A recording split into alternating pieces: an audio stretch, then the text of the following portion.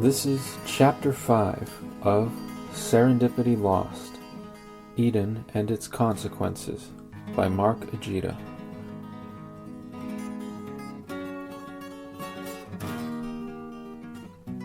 The first book of the Off-Course Texts, a series of philosophical reflections on the big here and the long now. If you never change your mind, why have one? Chinese fortune cookie.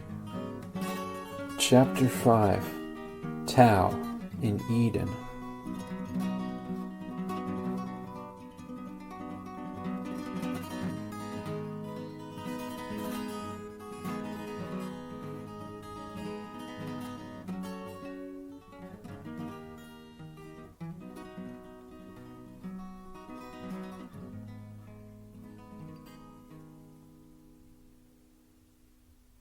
The sin of Adam was rewritten on a large scale in the hierarchical structure of certainty-oriented civilizations. Choosing not to see what might interrupt one's own plans, losing serendipity, became the art of preventing others from seeing all that might not go according to one's own plans. Thus, extreme goal-oriented behavior was recast as the king's divinity in certainty-oriented civilizations. The algorithm of obey and be rewarded by the gods went only so far, however.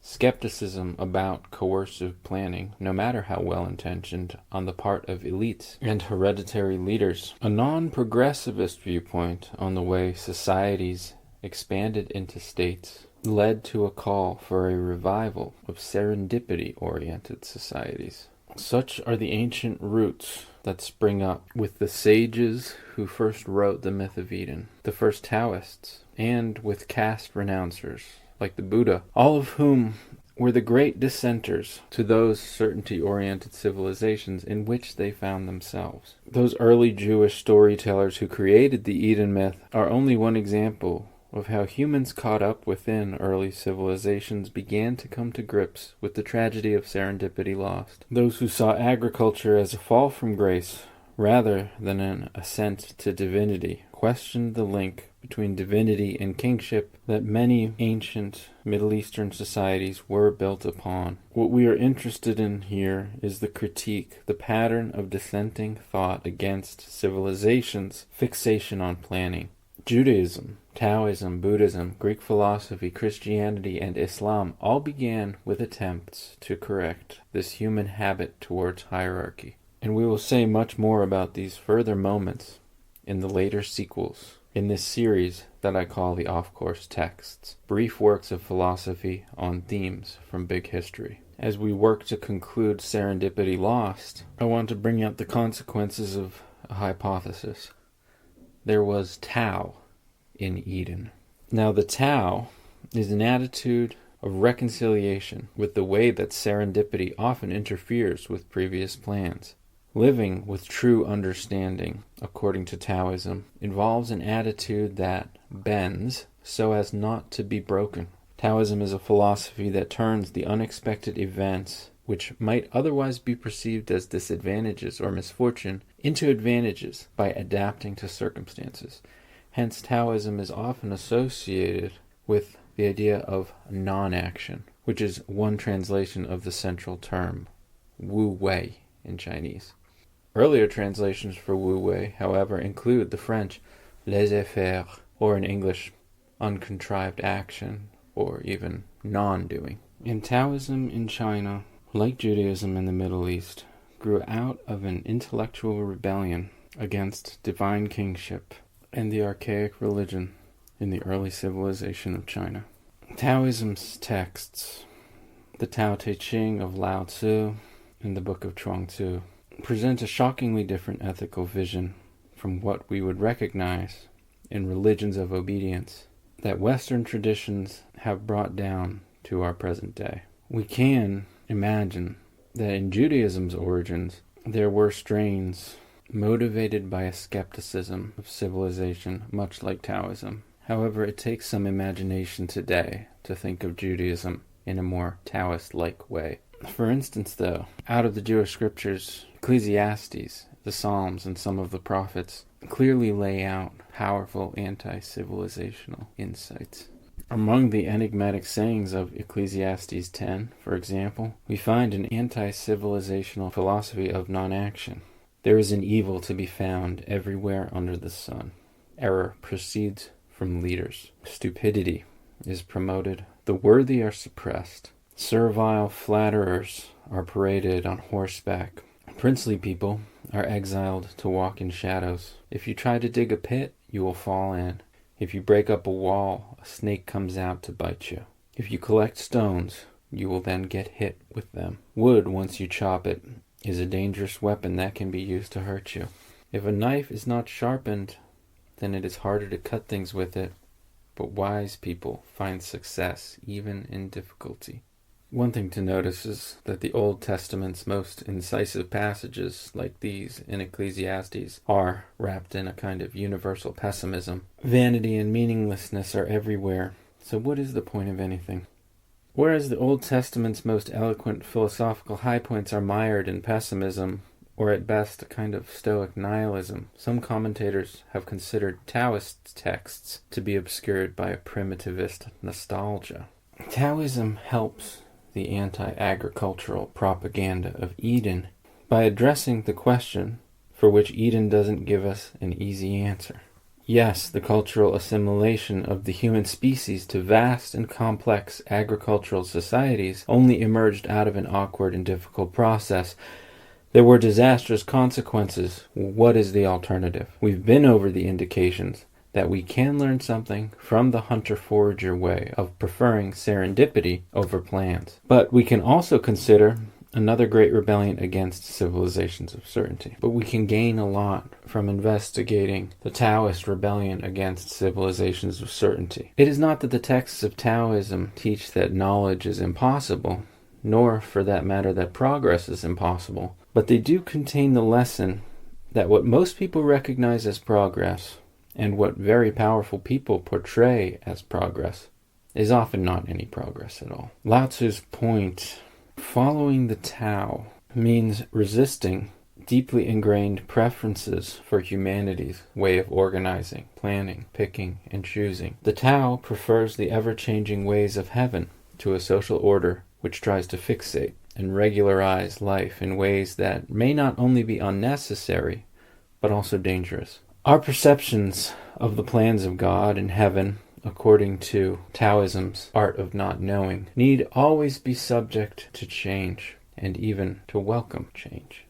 In one of the 60-some-odd verses of Lao Tzu's Tao Te Ching, we find described the kind of person who is reconciled to the Tao. He is referred to as the true man of old. The claim of the Tao Te Ching is that he is impervious to the detrimental effects of an ordinary individual's way of negotiating life and death. Wasps don't sting him. Beasts don't claw him. Birds of prey don't carry him off. His bones seem weak, his tendons soft, and yet his grip is firm. It is said that those who guard life well are not injured by soldiers in battle, or harmed by rhinos or tigers in the wild.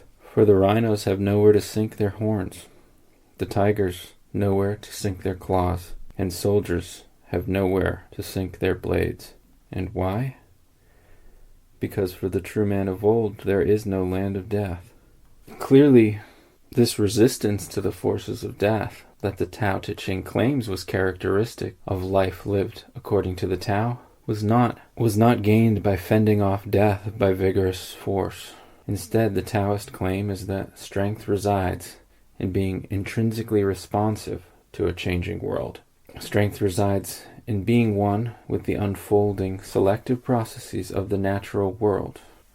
Thus, the true man of old left no point of entry for death. The Taoist sage, at the individual level, privileged a kind of spontaneous order, as opposed to a planned psychological economy or a Swiss Army knife mentality, which comprised so much of human life and thought. In a very real sense, the Taoist wanderers of the world before history, of the antiquity, of what is to us Chinese antiquity. These wanderers are no different than the human beings of Eden before Adam. However, whereas the sages of Taoism revered the old wanderer and sought the mysteries of the Tao possessed by those true men of old, the scribes who compiled the conflicted creation myth of Genesis, and of course the later Christian interpreters of Genesis, seem to have suppressed the resurgent ideal of a cognitively fluid wanderer.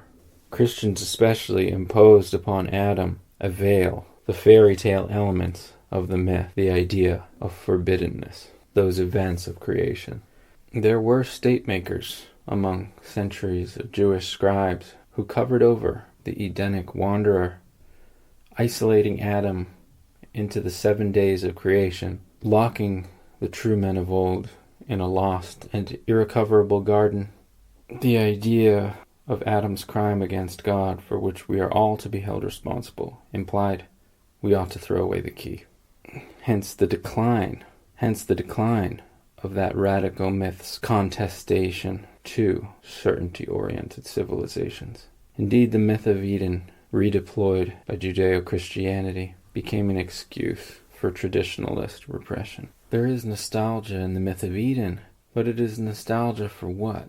For a mutilated paradise lost. The Taoist classics instead invoke a very subtle and intelligent nostalgia for a lifestyle of serendipity, of the kind that we can imagine was practiced by the foraging bands of pre-agricultural humankind, or at least by humans before the goal-oriented tipping point represented by Adam and Eve in the fall of Eden. So Taoist ethics specifically avoids privileging the outcomes one has predicted or the path that one has planned in order to potentially follow unforeseen emergent opportunities. Prevent coded rules from getting in the way of all that might be gained by changing previous plans. Surely their lives did engage with ritual, but the lives of the prehistoric Taoists were not ritualized in the way that agricultural humans would ritualize human life. One could say that the lives of the Taoist men of old were ritualized by nature, and not by command. Ritual was experiment, a constant search for the good, not obedience to human hierarchies. The men of old lived by faith in what nature would supply in their wanderings, rather than by contriving human plans and predictions, rather than by seeking rewards for loyalty to human authorities. These true people of old, the original Taoists, we can imagine as nomads reconciled to the serendipity imperative. Thus, this exemplary Taoist faith is different, it seems, from what most people call faith today. This Taoist faith has nothing at all to do with group obedience. One cannot belong to the Taoist faith in that sense. Faith for Taoism is the way that a person belongs to reality, instead of the way that one belongs to some structure contrived by other humans. Lao Tzu's Tao Te Ching likewise laments a kind of lost virtue, a kind of virtue which has been lost to the Chinese states of the final millennium BCE. The ancient masters of the way aimed at the indiscernible and penetrated to the dark. You would never know them, and because you wouldn't know them, I describe them with reluctance. They were careful, as if crossing a river in winter, cautious as if they trusted no one around, reserved like a guest, ephemeral like melting ice, simple like a block of wood, open like a valley, and murky like a puddle. But a puddle becomes clear when it's still, and what's still becomes alive when it's roused. Those who treasure this way don't try to be full. Not trying to be full, they can hide and stay concealed. These people of old did not rely on great stores or surpluses of wealth, but were free and easy wherever they went. Obviously, what mattered for these masters of the world, who Lao Tzu described as being ancient, and who I think we can call pre-Neolithic, was a kind of virtue that was not secured through pledged belief in the benefits of obedience to law or religious authority. It had nothing at all to do with opinions or evaluations of any group or leader. Faith and virtue in these descriptions is explicitly equated with mistrust of human authority, and even of any authority that most humans recognize as divine. For the Taoist, explicitly formulated laws and ritualized codes, and then later socially accepted norms of righteousness, emerged as the product of a human fall from grace, and not the other way around. The classic texts of Taoism reflect most eloquently upon a lost antiquity, perhaps more eloquently than any other texts ever recorded. They present an antiquity where individuals lived by a kind of natural morality and did not rely upon the kinds of rules and norms that came to predominate in complex agricultural societies. Certain chapters from the book of the sage Chuang-Tzu, which are thought to date to the 3rd century BCE, are recognized as exemplary of a kind of religious primitivism. In fact, primitivism is core to that skepticism of human environmental control, which formed the anti-state and anti-agricultural roots of Judeo-Christianity as well. In the vision of Chuang-Tzu, the distinction between the life of a pre-agricultural human capable of contending with unforeseen events and of acting without illusions of certainty arises again and again. In one poignant example, Chuang-Tzu reflects back on the exemplary true man of old, before the fall. Only the true person has understanding. So what is a true person? The true person of old did not fight against poverty, nor did they look for fulfillment through riches, for they had no grand plans. Therefore, they never regretted failure, nor exulted in success.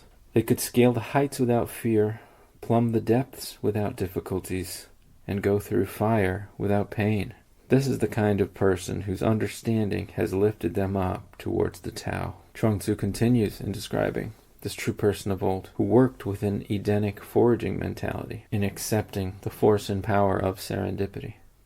The true person of old slept without dreaming and awoke without anxiety. They ate without tasting, breathing deeply, incredibly deeply. The true person breathes from his feet up, while ordinary people just breathe from the throat. The words of broken people come forth like vomit, wallowing in lust and desire. They are but shallow in the ways of heaven. The true person of old did not hold on to life, nor did he fear death. He arrived without expectations and left without resistance. He went calmly, he came calmly, and that was that. These true men of old did not set out to forget their origin, nor were they interested in what would become of them. They loved to receive anything, but also forgot what they had received and gave it away. They did not give precedence to the heart, but to the Tao, nor did they prefer the ways of humanity to those of heaven. This is what is known as a true person. Is this not the description of an individual who does not privilege intended consequences over unintended consequences?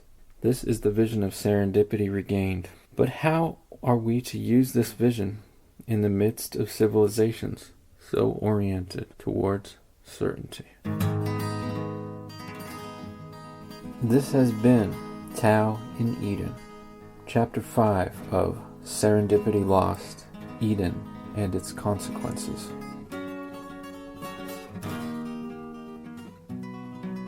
Up next is Chapter 6, Laissez-faire as Serendipity Imperative.